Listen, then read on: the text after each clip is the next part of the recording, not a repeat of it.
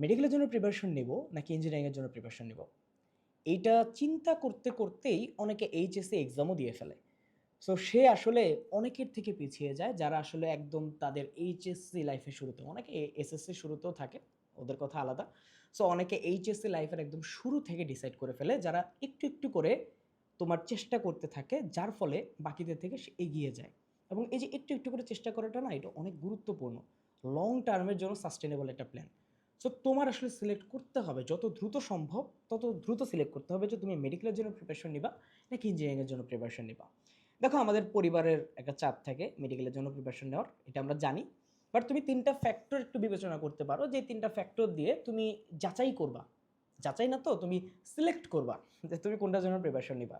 সেটা হলো তোমার প্যাশন কি, তুমি কি হইতে চাও, তুমি কি হইতে চাও, তুমি কি আজীবন ডাক্তারি করতে চাও কি না ডাক্তারিতে আজীবন পড়াশোনা। ইঞ্জিনিয়ারিং ক্ষেত্রেও তুমি যদি চাও আজীবন পড়াশোনা করবা, তাও করতে পারবা।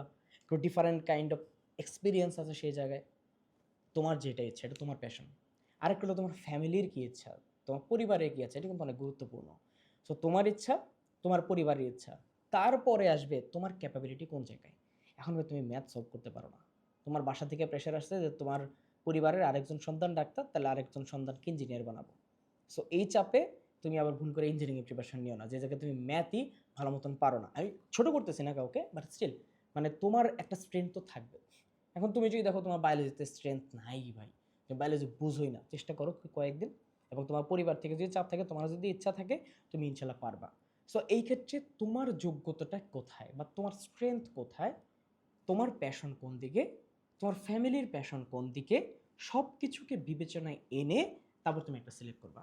এখন এমন হয়েছে যে তোমার ফ্যামিলি, তুমি এবং তোমার ক্যাপাবিলিটি ৩টা মিলেও তুমি সিলেক্ট করতে পারতেছো না। তাদের জন্য একটা অভিনব কায়দা আছে। সেই কায়দাটা কি?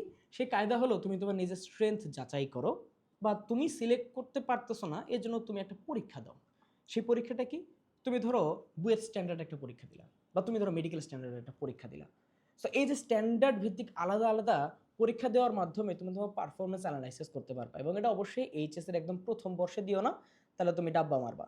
অ্যাটলিস্ট ফার্স্ট ইয়ারের পরে দাও, যখন তুমি আসলে অ্যাটলিস্ট কিছু একটা পড়ছো এবং ওইটার উপর তুমি একটু অ্যানালাইসিস করতে পারবা। বা ধরো যেসব কোচিং সেন্টারে ধরো কোয়ার্টারের পর পর, প্রতি কোয়ার্টারের পর বা প্রতি কয়েক মাস পর পর একটু মেডিকেল স্ট্যান্ডার্ড বা ইঞ্জিনিয়ারিং স্ট্যান্ডার্ড এক্সাম নেওয়া হয়, তাদের সাথে এক্সাম দাও, তুমি পারফরমেন্স অ্যানালাইসিস করো। এবং অ্যানালাইসিস করার মাধ্যমে তুমি তারপর বুঝতে পারবা যে আসলে তোমার মেডিকেলের জন্য প্রিপারেশন নেওয়া উচিত নাকি ইঞ্জিনিয়ারিংয়ের জন্য প্রিপারেশন নেওয়া উচিত। তাই জোরপূর্বক নয়, নিজে চুজ করে যত দ্রুত সম্ভব চুজ করবা, তত তোমার জন্য ভালো।